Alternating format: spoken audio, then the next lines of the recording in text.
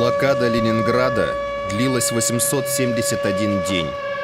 За этот период только от голода погибло свыше 640 тысяч жителей. Десятки тысяч погибли при артиллерийских обстрелах и бомбардировках. Умерли в эвакуации. Дорогой читатель, я хочу рассказать тебе о книге «Дорога жизни». Автор Юлия Иванова. В этой книге рассказывается о дороге жизни блокадного Ленинграда, о подвиге людей, которые ее создали, о человеческой отваге и большой любви. В самые тяжелые времена дорога жизни соединяла два берега Ладожского озера и была единственной надеждой на спасение для жителей блокадного Ленинграда.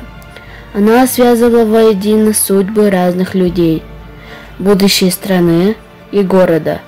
От нее зависели жизнь, смерть и победа над врагом. Советую всем прочитать эту книгу.